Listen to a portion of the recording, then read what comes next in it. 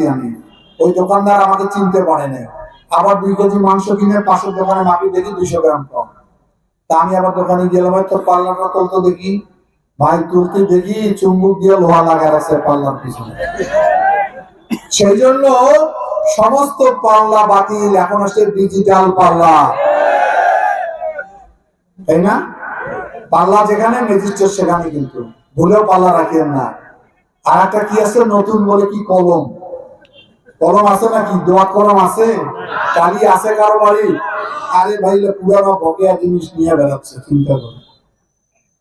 এখন তো বলবেন, আমি একদিন ক্লাস করতেছি, আমার মাস্টার দেখি পাঞ্জাবির পকেটাকে কালি দিয়ে ল্যাপটপটা। আমি স্যার কি ব্যাপার? পরে দেখি স্যার কলমটা উল্টে বসিয়েছে পকেটে। এই জন্য ওই কলম বাতিল হয়ে গেছে, এই কালি দিয়ে ল্যাপটপটা করে সবাই। এগুলো চলে না, এগুলো এখন জাদুঘরে গেছে সব। এখন ল্যাপটপ, এখন বল পেন। থাকলো কি মার্কা? কিয়ামত পর্যন্ত। এটার কোনো বিকল্প হবে? এটা আহার করতে হবে না? প্রেসিডেন্ট খায় না, প্রধানমন্ত্রী খায়, ডিসি খায়, এসপি খায়, মোটা লোক খায়, চিকন লোক খায়, মহিলা খায়, পুরুষ লোক খায়, পাল্লাওয়ালা খায় না, কলমওয়ালা খায় না, পাকাওয়ালা খায় না, সবাই খায়। মার্কাটা কি? এটার কোনো বিকল্প হবে না। মার্কাটা নাম্বার 1। তাহলে 3টে দিয়ে জিপিএ গোল্ডেন 5 আমরা। আপনাদের দৃষ্টিতে ভোট দিতে কোনো সমস্যা আছে? সমস্যা নাই। তাহলে কথা ফাইনাল। কার কার ফাইনাল হাত তোলো দেখি।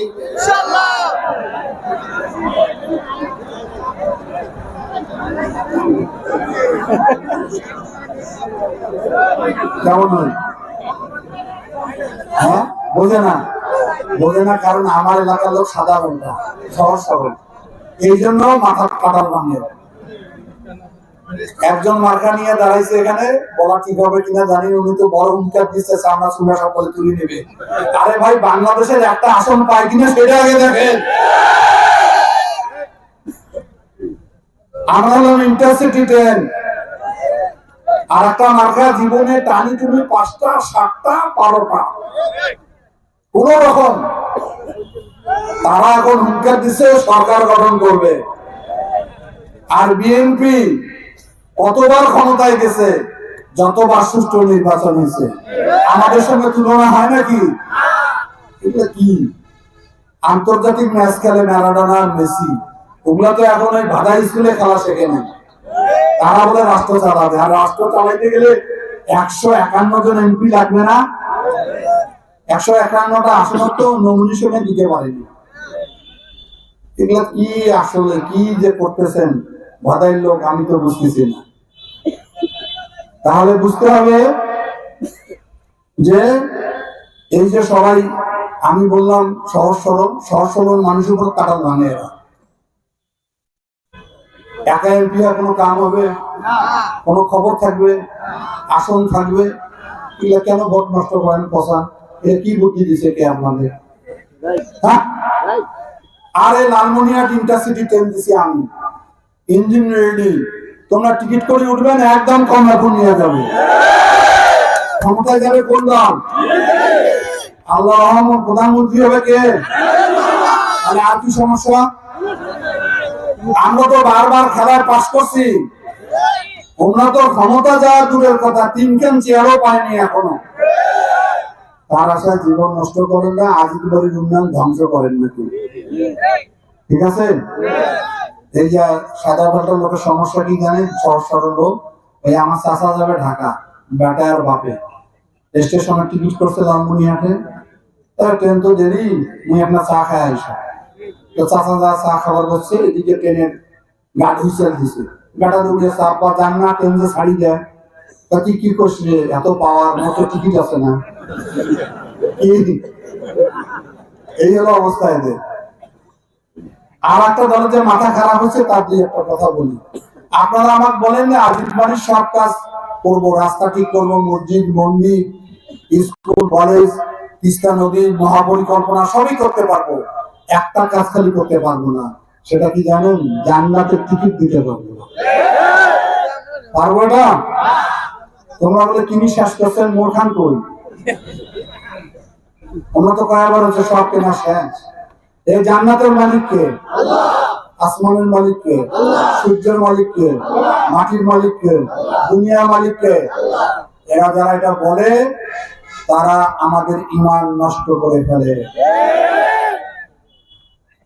আল্লাহ তার পবিত্র কোরআনে মানুষকে বলেছে কিভাবে জান্নাতে যাবেন, কিভাবে পাপ কাজ করলে দোজখে যাবেন।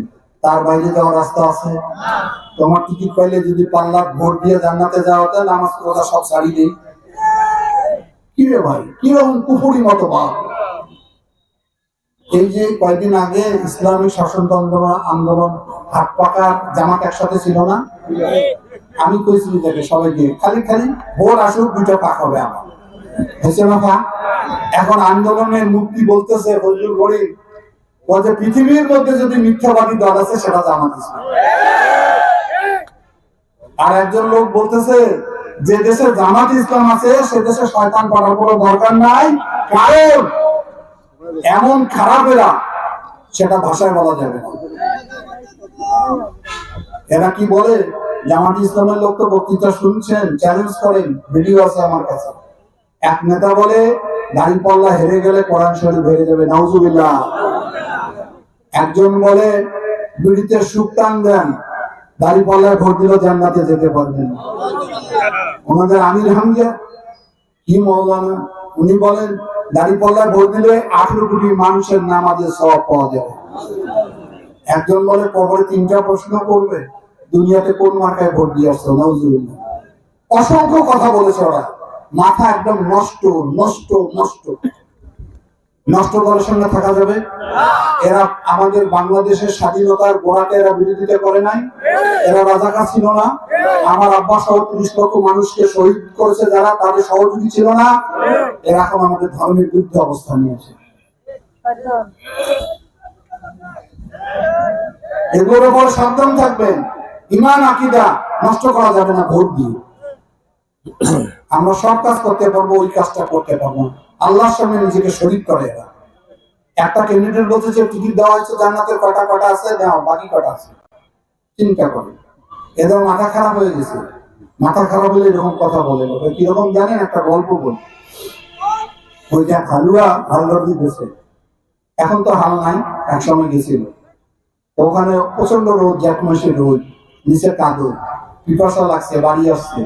80 দাঁতের শাশুড়ি আসছে বাড়িতে, ঘরের মধ্যে বউয়ে আর শাশুড়ি গল্প করতেছে। স্বামী ঢুকে বলে বউকে বলে, বোন 1 গ্লাস পানি দিত, খাও। তার শাশুড়ি অন্য ঘরে চলে গেছে, বউ পানি নিয়ে আসছে। এখন বউ বলতেছে, তোমার মানুষটা কেমন? বলে কে? মার সামনে বোন কোন কে? বলে কইস না মা, মাথাটা খারাপ হয়েছে। মাথা খারাপ হয়েছে না? একদম হ্যাক হয়েছে। এই মাথা খারাপ দলকে ভোট দেওয়া যাবে না। ওদের আমি যেগুলো কথা বলতে চাই না। উনি অনেক সম্মানী লোক, আমি ছোট জায়গায় থাকি, সেই জন্য ওনার সমালোচনা আমি করি না। উনি সেদিন তো একজন মহিলাকে জড়াই ধরল, ভিডিও দেখলাম, কি অবস্থা। আর মহিলা দেখে বলে, এরা বলে বাইরে কাজ করলে পতিতে হয়। এত যদি মহিলা দরদি হন, একটা আসনে মহিলাকে নমিনেশন দিছে, আর মহিলা দিয়ে তালিম করে বেড়ায় বাড়ি বাড়ি। আর আমার মা বোনরা বোঝে না, ওই কাজ করে এরা। তাহলে কথা শেষ করে আমি, সময় শেষ, মাত্র 3 মিনিট হাতে। আমি আইনের শ্রদ্ধা রাখি, আইনকে মানি। সবাই কাজ করবেন কি? আজকে থেকে আর মাত্র 3টা দিন, যার যার বাড়িতে যার যার অবস্থান থেকে কাজ করবেন। আমি ইঞ্জিন আছি, আমার সঙ্গে খালি বডিটা লাগাই দেন, যা টানা আমি টানবো। আর আমরা ওই দল করি, আমরা কোনো ধর্মীয় দল করি না। আমরা হিন্দু ভাইদেরকে বলতে চাই, আমার নেতা জিয়াউর রহমান একটা সাম্প্রদায়িক সম্প্রীতির দল করার জন্য দল করেছে। আমরা যত নিরাপত্তা দিতে পারবো, আমরা কোনো উস্কানি দেব না, আমরা আপনাদের সঙ্গে গলায় মিলিয়ে কাজ করতে চাই। সবাই একসঙ্গে থাকবো, শান্তির লালমনিরহাট করবো আমরা। আপনারা নিরাপদে নিশ্চিন্তে আমাদেরকে ভোট দিয়ে দায়িত্ব দেন। আপনাদের যত ধরনের অনুষ্ঠান রয়েছে, পূজা, নামযজ্ঞ, কালী পূজা, জগদ্ধাত্রী পূজা, আনন্দের উৎসবে করবেন, কোনো সমস্যা হবে না। ঠিক আছে? তাহলে এখন বলেন দেখি মার্কাটা কি? কি রে ভাই, লোক তো বোধহয় 10-15 হাজার হবে, চতুর্দিকে খালি মানুষ আর মানুষই আমি দেখতেছি, মাতার মাথা। সিটিজেন কয়জন? তোমরা তো কোয়ার্টার ফাইনাল ঢুকতে পেলেন না। দেখি দেখি মার্কাটা কি? কোন রকম কোয়ার্টার ফাইনাল হয়েছে। আমি একটু আগে ভেলাবাড়ি আর দুর্গাপুরে বক্তৃতা, ওরা কিন্তু ফাইনাল লেগে বসে আছে, তাই না? তা ফাইনালে খেলবেন না? মার্কাটা কি? সেমিফাইনাল হয়েছে। মায়েরা, বোনেরা দাঁড়িয়ে আছেন, বয়স্ক, মুরব্বী, সবাই আমার সঙ্গে বলেন মার্কাটা কি? মারহাবা, মারহাবা। একদম পাটগ্রাম বন্ধ ক্লিয়ার। আপদ বালাই যেগুলা ধরছে মানুষের সব শেষ, সব শেষ। পরিষ্কার না? এই পরিষ্কার বাংলাদেশ করতে চাই আমরা। মানুষকে ধোঁকা দিব না আমরা কোনো সময়। আমরা নতুন বাংলাদেশ করব, দুর্নীতি মুক্ত বাংলাদেশ করব, সাম্প্রদায়িক সম্প্রীতির বাংলাদেশ করব, সম্প্রীতির বাংলাদেশ করব। আমরা মানুষকে ভালোবাসবো, ভালোবাসা গ্রহণ করব, ভালোবাসা নিয়ে মানুষের মন জয় করব। ইনশাআল্লাহ সবাই মিলে ভোট কেন্দ্র পাহারা দিবেন। কারণ ওই লোক, ওরা কিন্তু এখন ব্যালট পেপার ছাপাইছে, দেখেন নাই? মাথার টুপি, মুখে দাড়ি, চোরের হাড্ডি। ওরা ব্যালট পেপার ছাপাইলো, ধরা পড়ে আবার। সবাই পাহারা দিবেন যাতে ভোট কেন্দ্রে কোন রকম গোলযোগ সৃষ্টি করতে না পারে। সবাই ঐক্যবদ্ধ থাকবেন, এই আহ্বান রেখে আমি আমার কথা এখানে শেষ করলাম। এই যে রকমউদ্দিন বাবুলের হাতে আমি ধানের শীষ দিয়ে গেলাম। সবাই ভালো থাকেন। আজকের কথা বাংলাদেশ জিন্দাবাদ।